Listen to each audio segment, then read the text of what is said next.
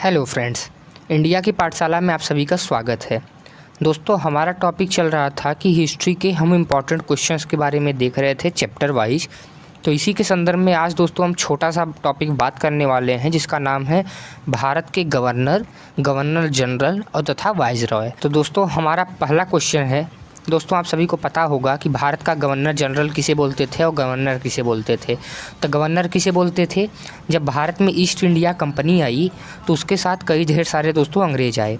अब देखिए, अंग्रेज़ों को शासन करने के लिए भारत का स्थान तो मिल गया था, लेकिन क्या होता है कि अंग्रेज़ों के ऊपर भी तो शासन करने वाला कोई होना चाहिए।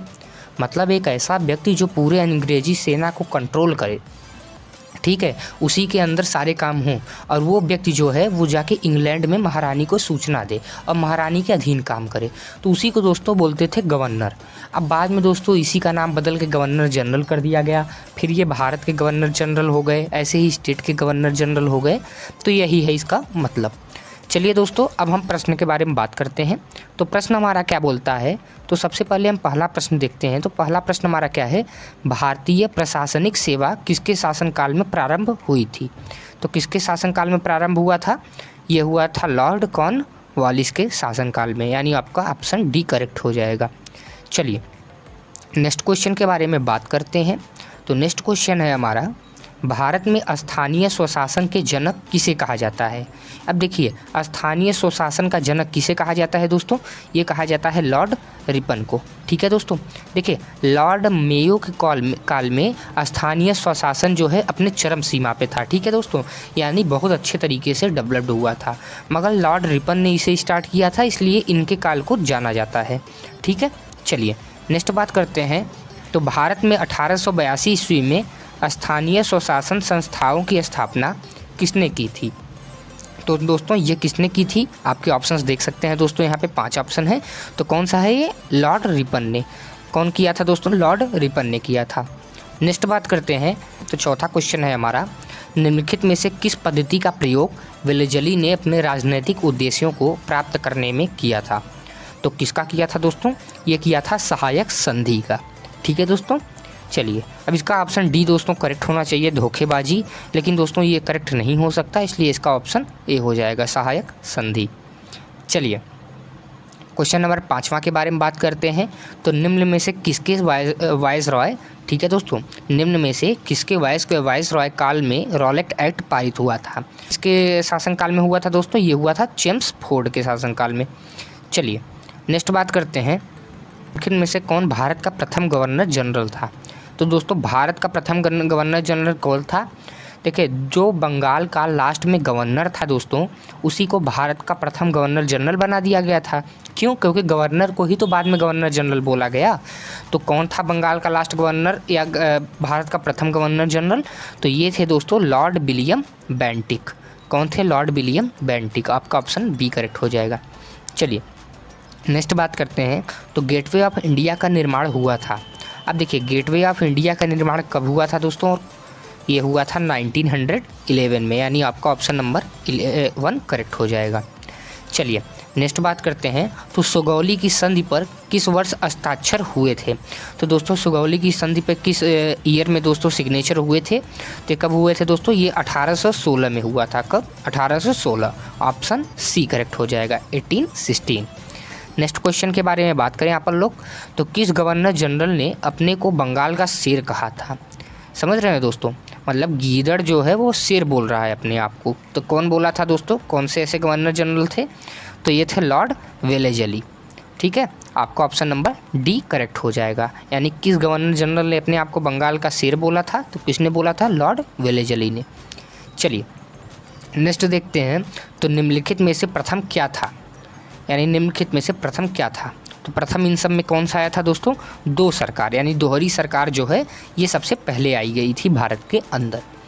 चलिए नेक्स्ट बात करते हैं। तो ब्रिटिश सरकार ने पहली बार यह घोषणा की कि उसकी मंशा भारत में धीमे धीमे एक उत्तरदायी सरकार बनाने की है। तो किसके द्वारा की गई थी दोस्तों? ये किया गया था अगस्त के घोषणा 1917 में। दोस्तों अगस्त की जो घोषणा आई थी दोस्तों, उसमें 1917 में जो आई थी, उसमें धीरे धीरे ब्रिटिश सरकार के मंसूबों के बारे में पता चला कि ब्रिटिश सरकार भारत से जाना नहीं चाहती, बल्कि यहाँ पे धीमे धीमे एक उत्तरदायी सरकार बनाना चाहती है। चलिए नेक्स्ट बात करते हैं। तो 12th क्वेश्चन है हमारा, दोहरी शासन नीति को किसने समाप्त किया था? तो दोस्तों दोहरी शासन नीति को किसने समाप्त किया था? ये किया था लॉर्ड कैनिंग ने। किसने किया था? लॉर्ड कैनिंग ने। नेक्स्ट बात करते हैं। तो 13 क्वेश्चन है हमारा, निम्नलिखित में से किस वर्ष भारत में ईस्ट इंडिया कंपनी का शासन समाप्त कर भारतीय प्रशासन का नियंत्रण सीधा ब्रिटिश ताज के अंतर्गत हस्तांतरित कर दिया गया? यानी दोस्तों हस्तांतरित कब कर दिया गया था दोस्तों ब्रिटिश ताज को, भारत का नियंत्रण? तो ये कब किया गया था? 1858 में। 1858 में दोस्तों भारत का नियंत्रण ब्रिटिश ईस्ट इंडिया कंपनी से लेकर और ब्रिटिश सरकार को दे दिया गया था। अब देखिए दोस्तों, ईस्ट इंडिया कंपनी और ब्रिटिश सरकार दोस्तों ये दोनों अलग अलग हैं।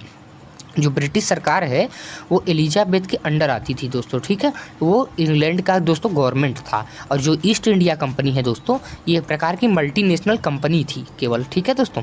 चलिए नेक्स्ट बात करते हैं। तो 1858 ईस्वी में भारत के प्रथम वाइसराय एवं अंतिम गवर्नर जनरल कौन थे? तो ये कौन थे दोस्तों? ये थे लॉर्ड कैनिंग, मैंने पहले ही बता दिया था। चलिए नेक्स्ट बात करते हैं। तो निम्नलिखित में से कौन से शाही राज्य ब्रिटिश द्वारा अधिग्रहित किए गए थे? यानी ऐसे कौन कौन से शाही राज्य हैं जो ब्रिटिश ने क्या कर लिया था? अधिग्रहण कर लिया था, यानी अधिग्रहित कर लिया था। तो कौन कौन से किया था दोस्तों? ये सारे किए थे दोस्तों। झांसी का भी कर लिया था, सतारा का भी कर लिया गया था और नागपुर का भी किला कर लिया था। चलिए नेक्स्ट बात करते हैं। तो निम्नलिखित में से कौन शाही राज्य ब्रिटिश द्वारा अधिग्रहित नहीं किए गए थे? तो इसमें से ऐसा कौन सा है जो शाही ब्रिटिश द्वारा जो है शाही राज्य अधिग्रहित नहीं किया गया था? तो ये किया गया था दोस्तों ग्वालियर को ब्रिटिशर्स अधिग्रहित नहीं कर पाए थे। चलिए नेक्स्ट बात करते हैं। तो किस ब्रिटिश गवर्नर जनरल द्वारा भारत में डाक टिकट का प्रचलन प्रारंभ किया? तो किस ब्रिटिश गवर्नर जनरल द्वारा दोस्तों? तो ये किया गया था लॉर्ड डलहौजी के द्वारा। चलिए नेक्स्ट बात करते हैं। तो भारत में टेलीग्राफ सेवा सर्वप्रथम किस गवर्नर जनरल के काल में प्रारंभ हुआ? तो कब हुआ था दोस्तों? तो ये हुआ था हमारा लॉर्ड डलहौजी के काल में। नेक्स्ट बात करते हैं दोस्तों। तो फ्रेंच इंडिया की राजधानी क्या थी? अब देखिए, जो फ्रेंच इंडिया थी दोस्तों, यानी जो फ्रांस की कंपनी थी, ठीक है, इसका कहाँ पे राजधानी था दोस्तों? ये था पांडिचेरी में। नेक्स्ट बात करते हैं। तो विलंब का सिद्धांत यानी हड़प नीति को किसने लागू किया था? तो दोस्तों ये काफ़ी प्रसिद्ध क्वेश्चन है। हड़प नीति कौन लागू किया था? लॉर्ड डलहौजी ने लागू किया था। नेक्स्ट बात करें अपन लोग। तो हैदराबाद के निजाम द्वारा पहली सहायक संधि कब हस्ताक्षरित की गई थी? तो कब की गई थी दोस्तों?